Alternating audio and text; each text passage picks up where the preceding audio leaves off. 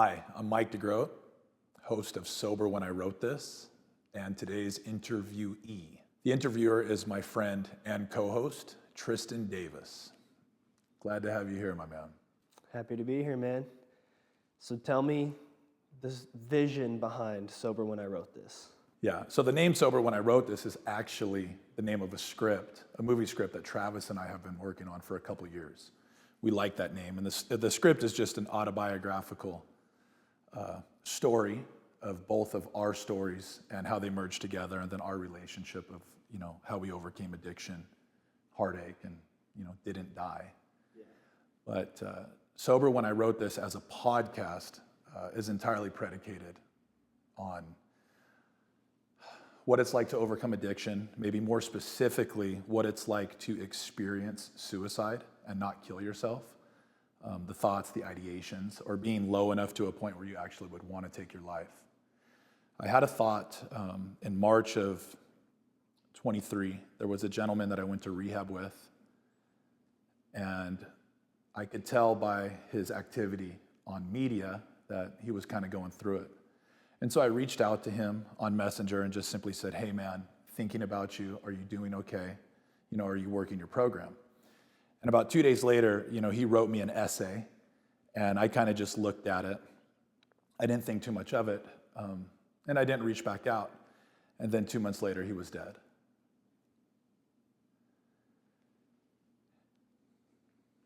And that stuck with me because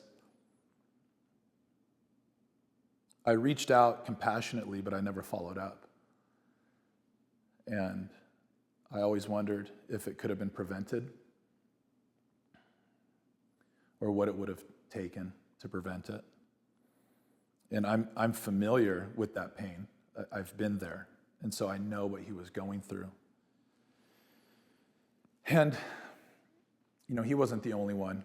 I've known a lot of people to kill themselves, gunshot wounds, hanging themselves, overdose, you name it. And they're close, like childhood friends, family members, cousins. And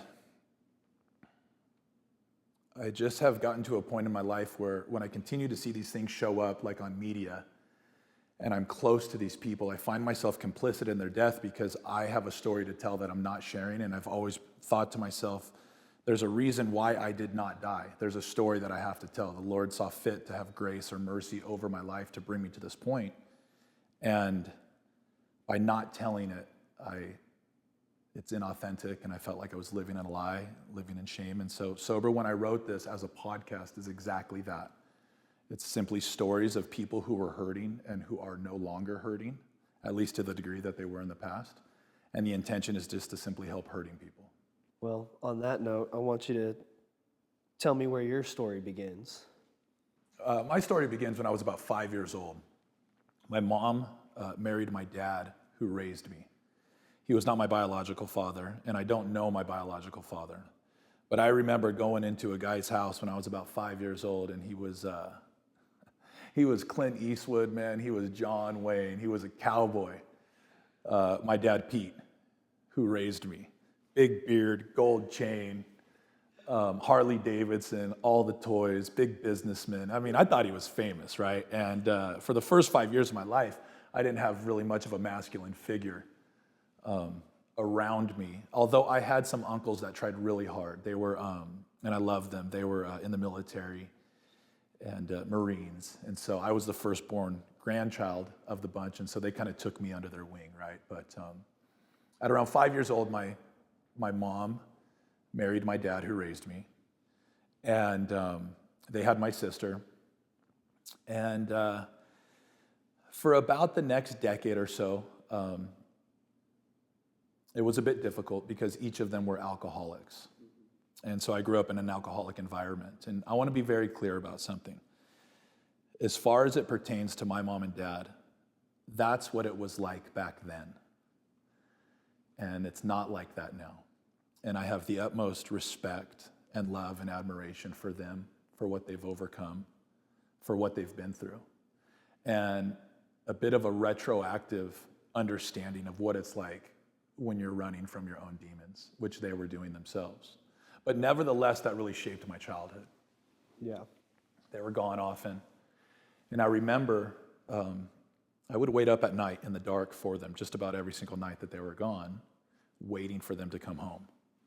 Because they were out with their friends at the bars and kind of doing their thing. And it just created such anxiety in my life to be there. I had a sister and two brothers, and I felt very much called to protect them from this. So I would put them to bed, I would take care of them. We would clean the house, right? Because, maybe if we cleaned the house when mom and dad got home, they would stay there more often if the house was nice and tidy and everything was organized, Yeah. So, for better or worse, that really starts to shape your childhood, and that creates inner wounds and traumas that tend to show up later in life. I, unfortunately, did not recognize those early enough. When I was in 7th or 8th grade, my mom and dad decided to get help. First, my mom went to rehab for 6 weeks, and then my dad went to rehab for 6 weeks. And that was really hard because we lived in a very judgmental community. And it's like, hey, Mike, why is your mom not at your game today? Or, hey, Mike, why is your dad not at your game today? And I just didn't have it in me at that time to be like, well, they're in rehab. Because what the hell are you supposed to tell someone? Well, my parents are alcoholics, actually, Yeah. And so they're gone for 6 weeks, and I'm the man of the house now, at 12 and 13 years old. Again, that conditions me to have all sorts of trauma and wounds. And again, listen, I'm not pointing fingers at them. They're the most lovely people in the world now. And they made it over their hurdles. I'm proud of them for that. But it did put me in a really tough position. Growing up, the other issue that I had was rejection and abandonment. And I've kind of been marked with that my entire life because I don't know my biological father. And when you don't know your dad, you're predisposed to questions of, do I have what it takes? Am I lovable? Am I worthy of love? And things start to turn into like performance-based love. Yeah. And because what does a child want? Well, they want to be known. They want to be heard. They want to be seen. And so I kind of was a bit handicapped kind of moving into that. And when my dad, Groot, adopted me, I assumed his name, but I always had this shame because I wasn't a Groot. And, in the Dutch community, they have this saying, if you ain't Dutch, you ain't much. And we all kind of laugh about that. But when I was a kid, I took that to heart because I was not Dutch. I went to a Dutch school. I went to a Dutch church. I had Dutch parents. I had Dutch brothers and sisters. And thank God I was tall because the Dutch are very tall. And I already had enough bullshit wrong with me. The very last thing I needed was to be short. So thank God the Lord blessed me with some height because my sister is 6'1", my brother is 6'7", my other brother is 6'8", and my dad's 6'5". So I already had identity issues about what the hell is my last name? Who's my dad? So thank God I at least fit in from a from a physical standpoint, with frame and stature. I wasn't the redheaded stepchild. Who the hell's that kid? Yeah. But the Dutch they're a very proud people. And my dad had a lot of status and influence, and he was wealthy, and he was a good businessman. And the presence of all of those things always made me recognize the absence of mine. No matter how much he loved me, no matter how much my mom loved me, no matter how much my brothers and sisters loved me, I was always dealing with these identity issues that eventually led me into, an imposter syndrome, if you will. I was going to actually ask you a little bit about that. You've talked to me specifically a lot about battling that imposter syndrome. Would you say that that's connected to your childhood? Oh, absolutely. Yeah, because I had no idea who the hell I was. Yeah. And even still, I battle that. I battle identity issues. But that's a story as old as time, right? As soon as Adam bit the apple, and came into consciousness, he's hiding behind the bush. And he recognizes that he's naked. And then the Lord comes into the garden. He's like, Adam, where are you? Well, God doesn't ask questions because he needs to know the answer. He's asking the question like, Adam, where the hell are you? And that's kind of been the question I've had to ask myself. Mike, where the hell are you? Well, the reality is I don't know that I've ever known, And so it's been a journey my entire life to establish my identity. And I've, fortunately have been on the good side of the establishment of it, and I have been on the bad side of the establishment of it. Yeah. So I want to dive into a little bit more of your story, get a little bit deeper. Tell me about your rock bottom. Which one? Yeah. Which one? Well, yeah, so we just talked about my childhood, and it's obvious that a childhood shapes you. And I had a lot of traumas to overcome, and then those traumas, because they were unaddressed and not confronted and not integrated into my life, they started to manifest in different ways that hurt me and hurt a lot of other people. And so there were holes in my heart that I was filling with things that were very temporary and only provided, minimal relief. And ultimately, were self-destructive. So I remember, I guess my first rock bottom was, I jumped in my car. We were living on the dairy, and there was this dirt road that connected my house to my friend's house about 3 miles away. And I was going to watch a football game. And oftentimes I would just jump in the truck, in flip-flops or bare feet, grab a beer, and then head down to go see him. And I was driving about 80 miles an hour at night on that dirt road to go see him, and I hit a steer, a 1,000-pound steer. Whap! And you know how they say your life flashes before your eyes? Right. That's exactly what happened. I didn't have my seatbelt on, but I remember this 8mm film going through my mind, and I saw myself from birth all the way to that moment right there. And I thought I was dead. I just ended up in a ditch, and I woke up and I called my friend, and he came and got me. But when I woke up, I knew that it was the hand of God. It wasn't even a steer, it was the hand of God telling me, stop. Stop these things that you're doing.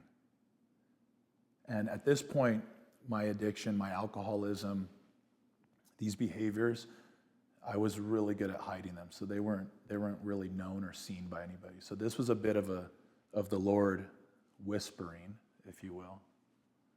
Stop. But I didn't. And that's the thing about rock bottoms. I always seem to take my shovel with me and dig deeper. So you told me about a couple of other rock bottoms, and one of those was Lola and the mayonnaise sandwich. Why don't you tell me about that one? Yeah. Well, as you can imagine, this disease gets progressively worse. It's fatal and it's progressive. It's cunning, it's baffling, it's powerful. So I would love to say that things got better for me after I smacked that steer, but they only got worse.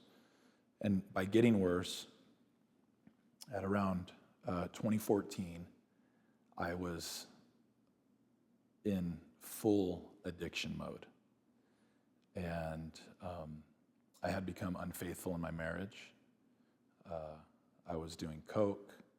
I was doing Percocets. I was gambling. I was drinking alcohol every day. Whiskey in my coffee at 5 a.m. type stuff. And you can't do that. You can't do those things and expect your loved ones to stay with you. So I had given my wife at that time, a lot of reasons to leave me. And we tried to work through some things of which we just could not get over. And we were moving towards separation. But Lola came to me and said, Dad, I thought the reason that you left the house was because I didn't put enough mayonnaise on your sandwich. And I thought to myself, can you imagine being, a 12 or a 13-year-old girl thinking that the reason her dad left is because there wasn't enough mayonnaise on a sandwich? It wasn't much later that her mom and I divorced, and then she came to me and said, I don't believe in true love anymore. When you recognize that you're responsible for that feeling in your daughter,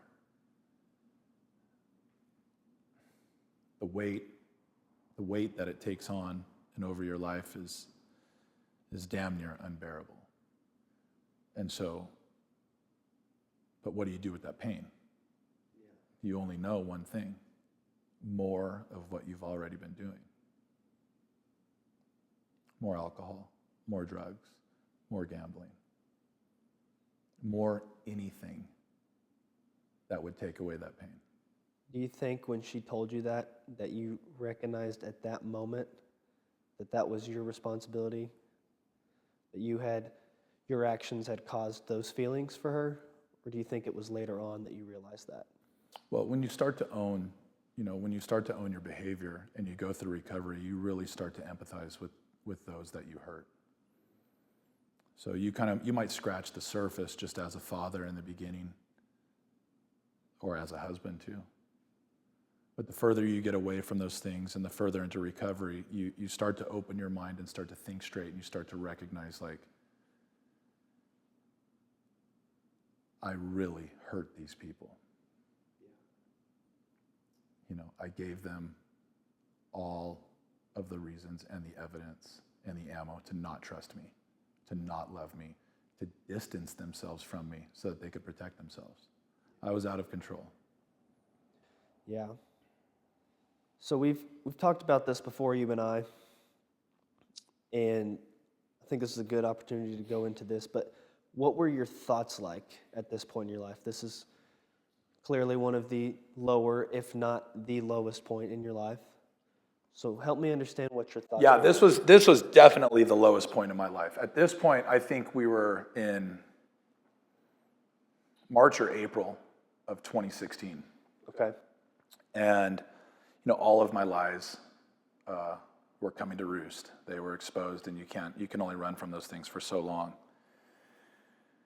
And, I was dealing with Lola, having thought those things. I had business issues, with my business partner, my dad, and then, of course, my wife at the time. She, was aware of all of the things that were going on. And, man, the pain and the shame that I was dealing with, and rightfully so, right? Like, okay, if you're going to make these decisions, this is what's going to happen. And you have to accept that responsibility. But the issue I had is I still was in victimhood at that point. It was everybody else's problem. I had a license to behave the way that I was behaving. Anytime anybody would try to weaponize my behavior against me, I would sit there and say, hey, listen, do you know what happened to me? Do you know what that person did? Do you know what happened in my childhood? Do you know what's going on in the business? Do you know all of these injustices that have happened to me? Yeah. Kind of had a response to everyone's questions, or so much pride, so much ego. It was everybody's fault but myself. But I didn't know better. That's not an excuse, it's just an explanation. But what that eventually brought me to is my knees. And in, I think April or May, I was at the dairy. We had a house there, like a mobile home. And I had moved out of our house. And I had nothing left. Cat was out of the bag. The whole town knew what was going on. I had to step down as the vice president of the school board. I was the drummer in the praise band at church. I had to leave that. I was part of the church council at our church. I was heavily involved with my daughters, like as their coach. Very involved in the community. I was very involved in the community, yeah. I think it took a lot of people by storm, like, you have got to be kidding me. It's like, no, if they only knew the amount of effort it took to keep those lies going, you know.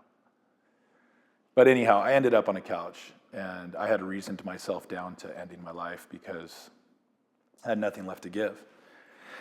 And so I sat there in perfect clarity, you know.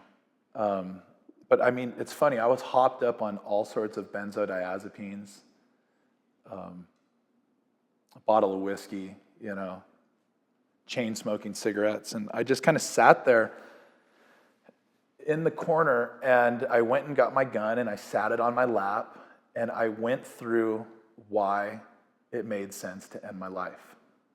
And I had it planned out. And this is why I want to make this podcast, because I know there are people hurting like I was hurting. And so unless I tell the details of my specific story, you know, I don't know if they're in a position to maybe unlock their mind or unchain their heart. And so that's why I really want to get down to the specifics here. So I sat there and I thought, I'll shoot myself in the milk pit at the dairy because it'll be quick cleanup. Just hose me down. So I knew where I would do it. I knew how I would do it. And I was just running through when I would do it. You know, I was certainly going to get a divorce. I was dealing with overwhelming shame, isolation, because who the hell wants to hang out with me, right? And I was alone. And so, you know, it's really sad to say this, because I think you know how much I love my daughters. So the very last thing that I needed to rationalize was my daughters living without their father. And I was so sick and so sad and so hurt that I figured that their life would be easier without me than with me. I was there for a few hours going through all of these thoughts. And I hung out on that one for about 30 minutes.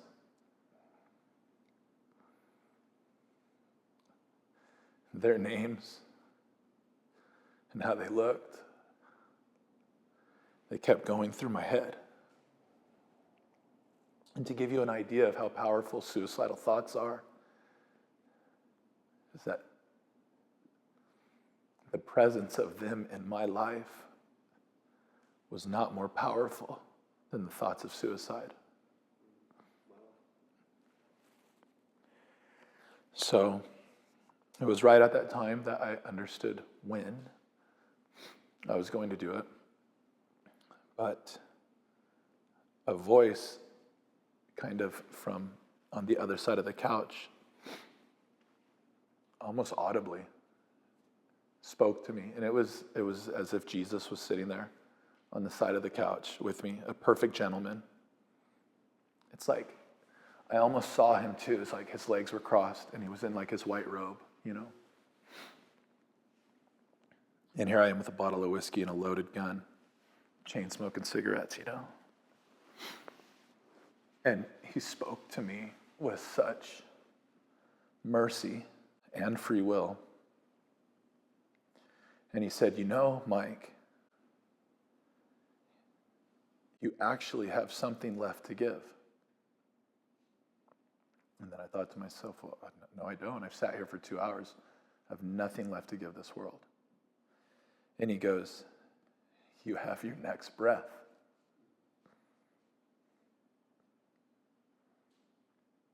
And I thought, damn, he's right. So I was literally down to my last breath, and that's the only thing I had left to give this world. And It's as if he said to me, that breath belongs to me, him. That's his breath inside my lungs. But you can do with it as you please. And that's really where I started to understand the free will that I have in life. But I also understood that that's where the truth sets you free. Because he was right. I had one last breath to give. And so he said, if you give me that breath, I'll multiply it for you. So I said, all right. I uncocked my gun. And I put it back in the nightstand, threw the whiskey away. I threw all my anti-psych and antidepressant meds down the drain. I said, here you go. I'm all in. And it wasn't that much longer that I checked myself into rehab.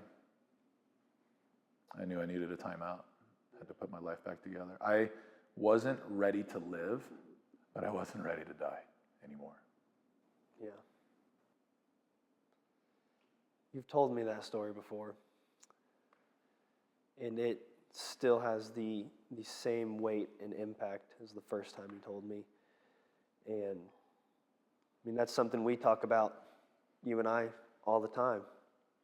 That next breath, we'll be there on our Tuesday morning workouts. We're getting our freaking butt kicked, and we're out there, breathing, struggling together, and I'll look at you and go, still got that next breath, Mike. And it keeps us going, right? Yeah. So you checked yourself into rehab. So tell me a little bit about what rehab was like. Yeah. Well, I remember going to rehab. I didn't have anybody that would drive me to the damn airport. I had one friend, Chuck Delma was his name.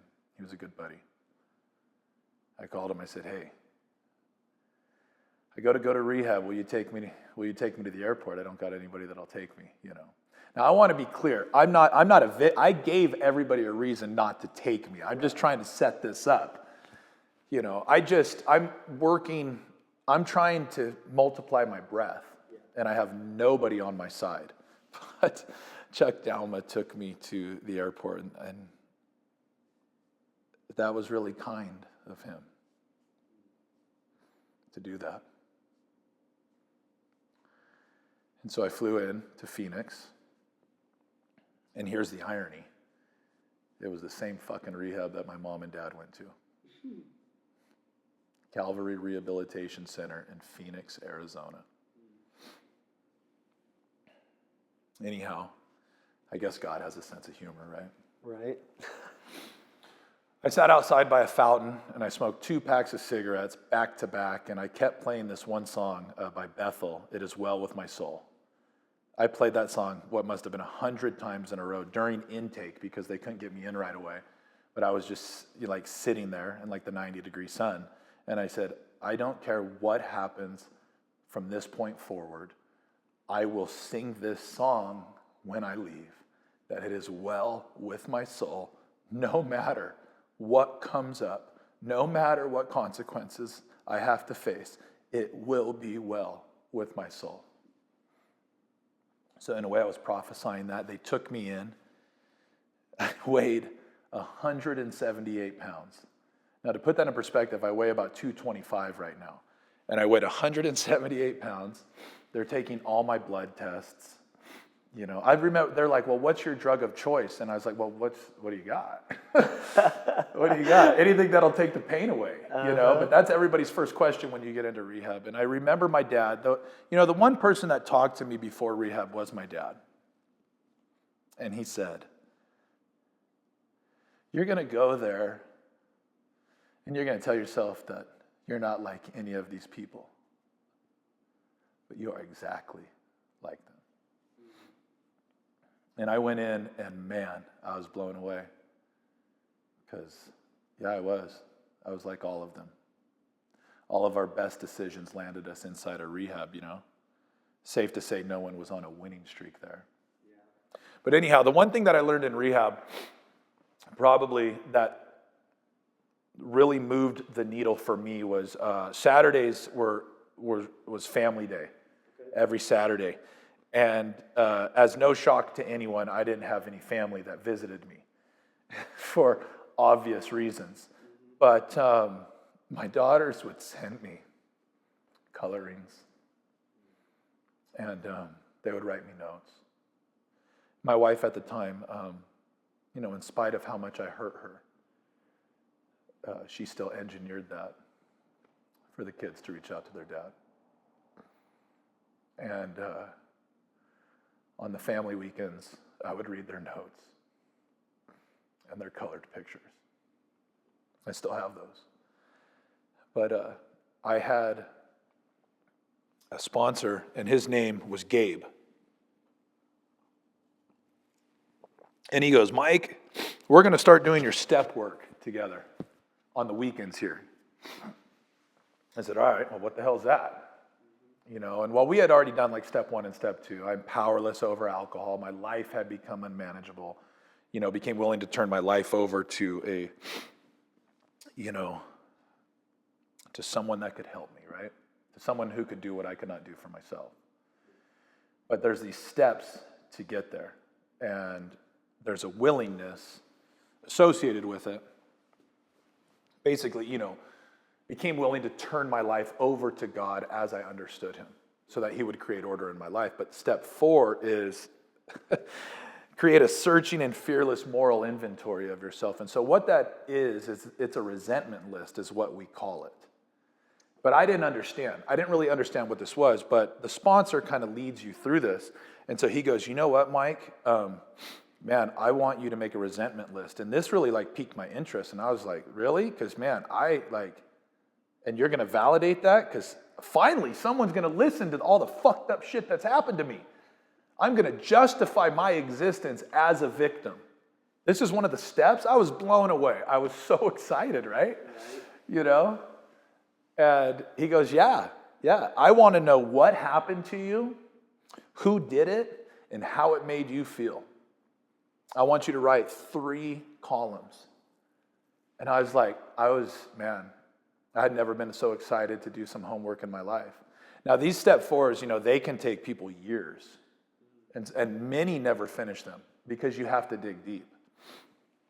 And you have to go to places that you don't want to talk about because you've tucked a lot of that shit away, But he helped me expose it. He got me pretty excited about it. And so it took me about a week to do it. And he goes, next week when I'm here, I want you to tell me all of these things. And so in all of my free time for an entire week, I started to make this resentment list.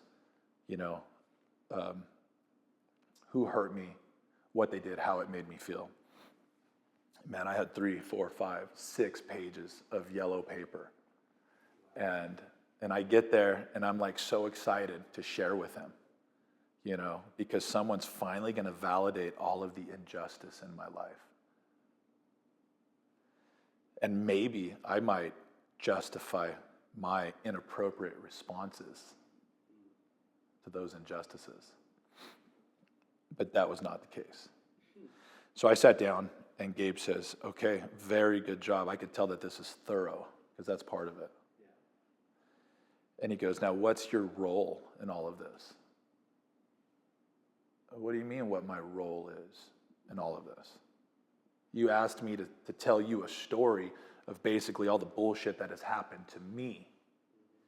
And he goes, yeah, and what is your responsibility in it? What is your role in all of these things? And I didn't have it in me, in my mind at the time to understand that everything that happens to me is my responsibility, no matter what. I have to find my responsibility. It's radical responsibility. It's radical ownership. And I'd never understood that concept because I had been a victim my entire life.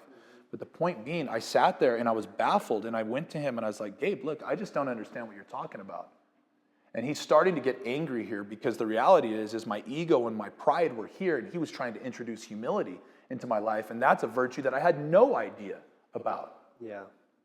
Now, I certainly knew about pride. Like, the Lord's pretty clear about what happens,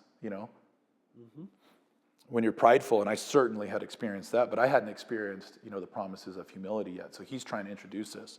And so I'll never forget when my perspective changed, because Gabe and I were going back and forth, and it was escalating, and now I'm getting angry because, well, you tricked me, first of all. This is not what you wanted. Now you want to know my responsibility?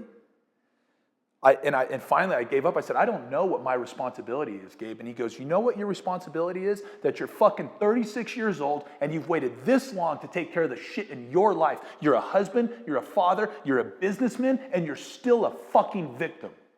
Maybe that's your responsibility. Wow. It was that honest and aggressive approach that changed everything for me. Now, I wasn't set free at that moment, but again, the truth in so many ways was like, yeah, like how long are you going to hang on to resentments from 5 and 6 and 10 and 18 and 22 and 25? Like, do you think the people that hurt you when you were those ages are thinking about the things that they did to you for that many years?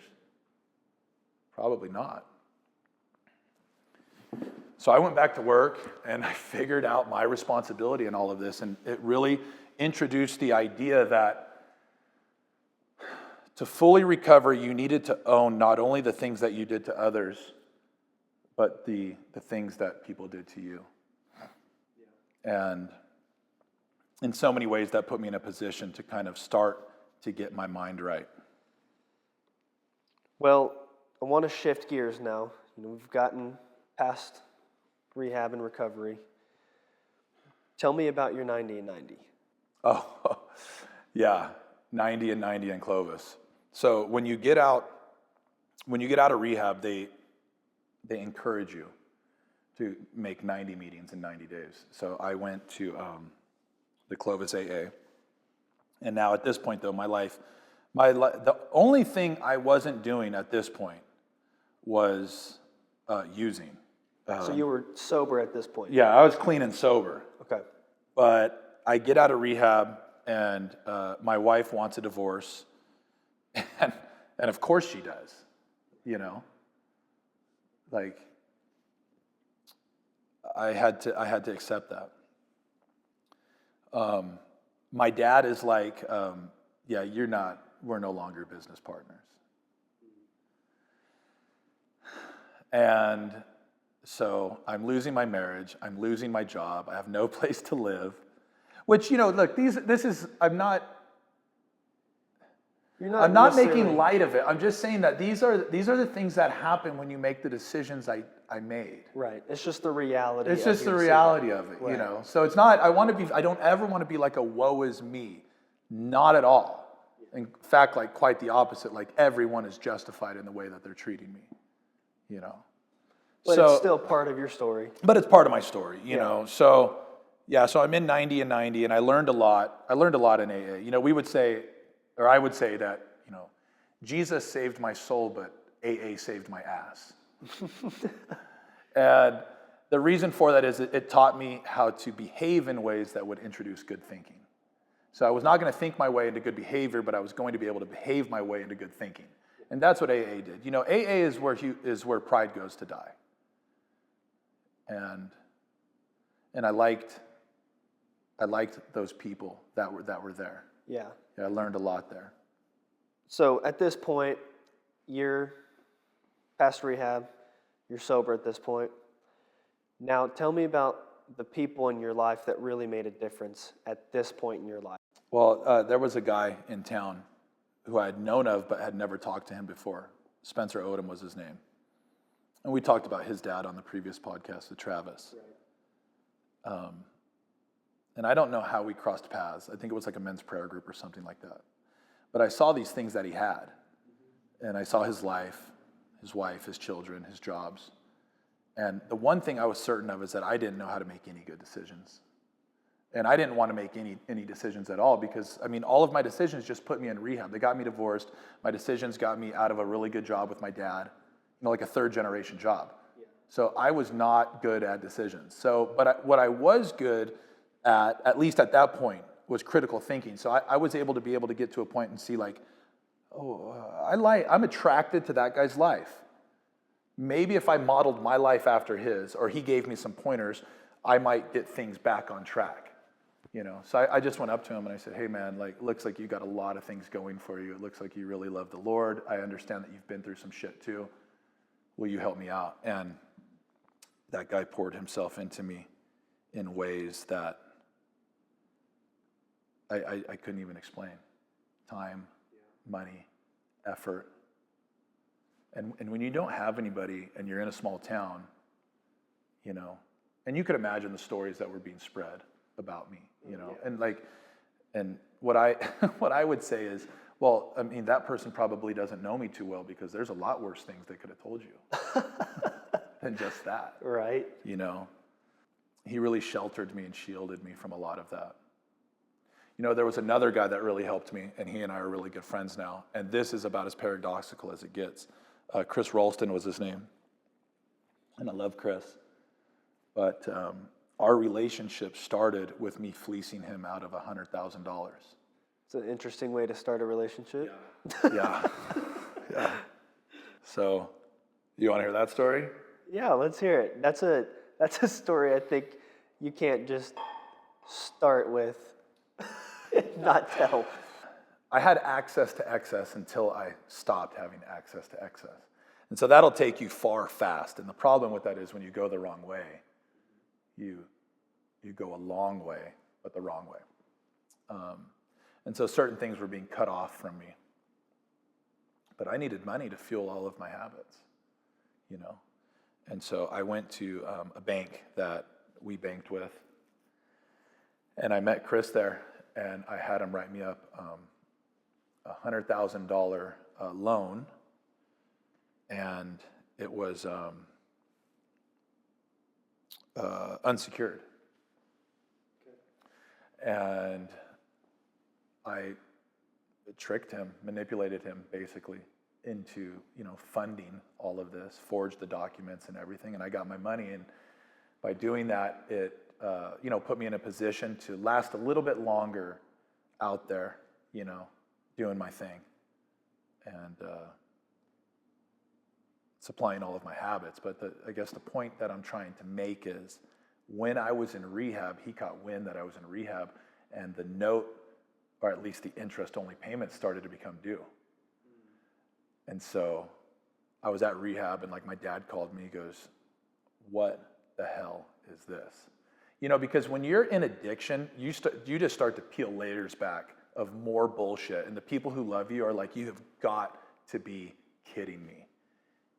I mean, like really the only way to do it is to do like a full disclosure. Look, this is everything. Boom. And I wasn't at that point yet because I was in rehab. So he goes, it's the day you get out, we're going in there and you're going to have to figure this shit out. So I think my dad, no, another guy picked me up from the airport and brought me home. And the second I got home, my dad goes, get in the car. And we go to the bank. And I'm sitting down with Chris and the CEO of the bank. And I have to sit there and tell them exactly what happened. That was the first meeting that I had after rehab. Yeah, here's what I did, man. It was fraudulent. Here's how I signed it. Here's what I did with it. And I cannot pay you back. So they made my dad a deal where he assumed the $100,000 debt, but they lowered his interest rate. So in a way, he actually was making money by assuming $100,000 but getting a lower interest rate. Not that all of us were celebrating that. Right. Under the circumstances. But I'll tie all of this together. A year or so after that, I get a phone call from Chris. And he goes, dude, I have to repent to you. And I'm like, it's Chris? What? Repent to me for what? And he goes, dude, I see how good your life seems to be going insofar as putting it back together. It's not like I had a bunch of big wins, but I wasn't dead and I was out there and I had a job. And he goes, dude, I have been so resentful for what you did to me. I have so much unforgiveness for you. In fact, I'm obsessing over it and the Lord just put on my heart to call you and tell you to ask for your forgiveness. And I said, he said, are you serious? And he goes, yeah. I said, let's go out to lunch or something like that. So I met him for lunch, and he shared with me where he was at, and I shared with him where I was at, and I needed a ton of help because my money was all fucked up, and I didn't know where to start, and he was a banker, so he knew what was going on. And he goes, yeah, I'll absolutely help you with stuff like that, if you're interested. And so that's only the start of it. But again, like with this relationship started on deception, and now I'm with the guy that I actively deceived, and he's saying, look, I'll help you. I'll help you put your life back together financially. So he puts me on like Dave Ramsey. He puts me on Rich Dad, Poor Dad. He puts me on Think and Grow Rich. He's putting me on all these books. In fact, I actually became, I rented a house from him eventually too, and he charged me under market rent to live there. I mean, I can't tell you enough about this guy, but let me fast forward exactly to what happened. So as things got better for me financially, he and I stayed in touch, and he had a missionary friend who was trying to raise money for a mission project in Zambia. And right around this time, I was getting pretty close to launching a startup, and we had capitalized the company. And so I had access to some decent cash, and I wanted to give like a large gift away to someone. And Chris helped me find that, this missionary needed help. And we wound up building like basically a church in Zambia with a large gift that I was able to give them. And from what I understand, thousands of people there have now accepted Christ at that church since it was built.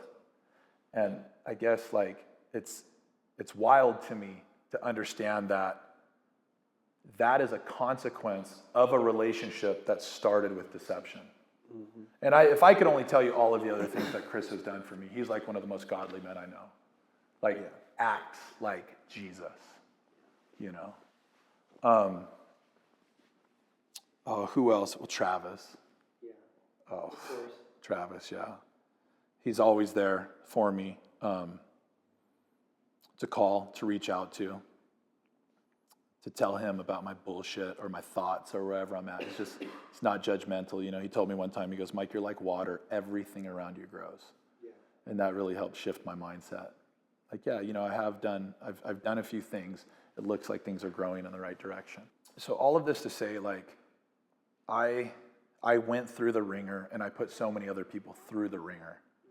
I just started to understand that there had to be a bigger purpose than just being alive, because I thought I should have died when I hit the steer, and I should have died from the amount of cocaine that I was using, and I should have died when I cold turkey detoxed off of benzodiazepines, which I didn't even understand at the time. Like those are the worst to cold turkey detox from. Mm-hmm. I was having convulsions like this for the next year and a half, and I didn't even know what it was until I asked a doctor, and he's like, "Are you kidding me?" He goes, "You should have died." So all of these things continued to happen. But I'll tell you a story, again, like Chris, to fund all of my addictions and all of my habits, I needed a lot of money. And there was a guy, a friend one time, he borrowed me $15,000. And this is right at the end, right before rehab, when things were getting bad.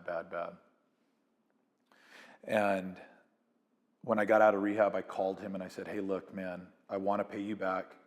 I don't even know when it'll be, and it might be never. But I want to try to pay you back." He goes, "All right, brother, whenever you get a chance."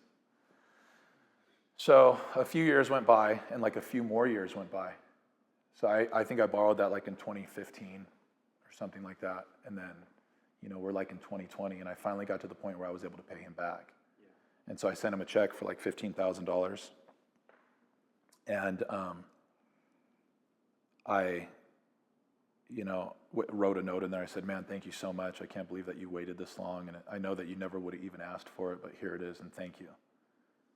And I never thought twice about it, He cashed the check, and he wasn't really in my life, so I didn't know. But about a year later, another guy came back into my life, a really good friend here.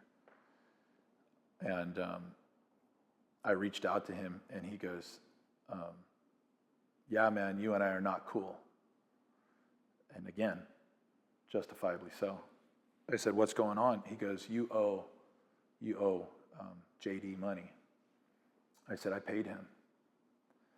And I was, at this point, like, my life was getting a lot better financially.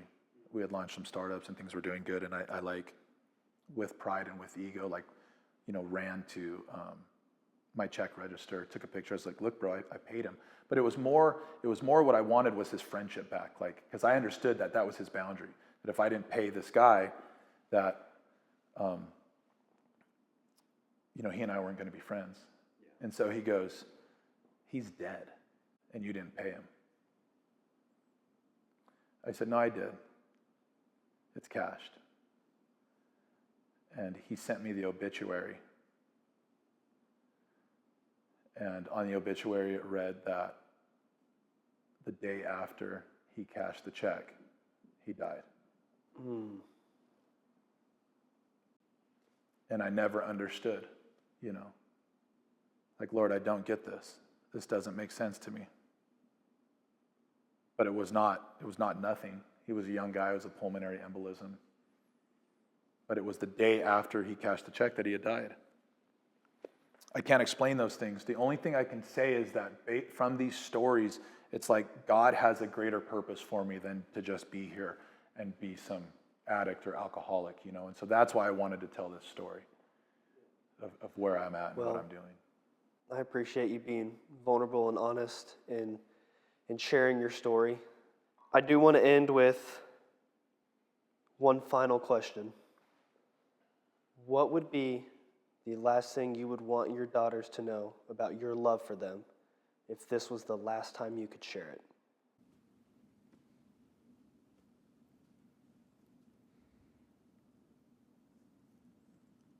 Yeah.